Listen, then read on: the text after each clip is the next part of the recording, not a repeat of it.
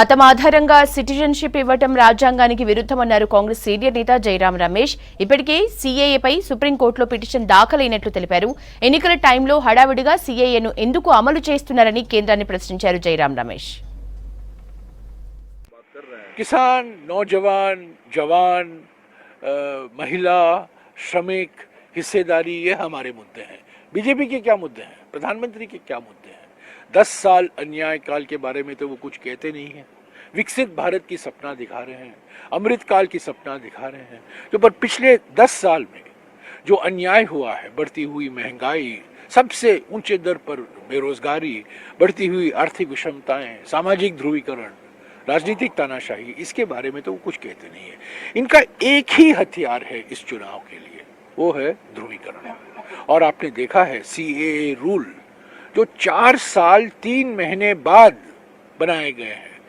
ये कानून पारित हुआ, ये बिल पारित हुआ और कानून बना दिसंबर 2019 को लोकसभा में और राज्यसभा में पारित हुआ. जब कोई ऐसा कानून बनता है, साधारण सभी सरकारों ने 6 महीने के अंदर या 1 साल के अंदर वो रूल लाते हैं. इन्होंने नहीं किया. 2020 में, 21 में नहीं किया, 22 में नहीं किया, 23 में नहीं किया. जब 1 महीना बाकी है चुनाव के लिए, और खास तौर से पश्चिम बंगाल, असम, केरला, तमिलनाडु, गुजरात ऐसे राज्यों में चुनाव को ध्रुवीकरण देने के लिए, जो ध्रुवीकरण का इनका डोज, बूस्टर डोज देते रहते हैं और धर्म के नाम पर, जाति के नाम पर, भाषा के नाम पर, प्रांत के नाम पर जो विभाजनकारी नीतियां अपनाते हैं, वो सीए दर्शाता है. लेकिन तमिलनाडु सरकार ने भी कहा है, पश्चिम बंगाल ने भी कहा है, ये संवैधानिक सवाल उठते हैं. पर तब भी हमने कहा था, हम इस कानून के खिलाफ थे, क्योंकि धर्म के आधार पर नागरिकता देना संविधान के खिलाफ है. और ये मामला सुप्रीम कोर्ट में लंबित है. ये याचिका है सुप्रीम कोर्ट में, ये चैलेंज हुआ है कि आप धर्म के नाम पर नागरिकता देते हो.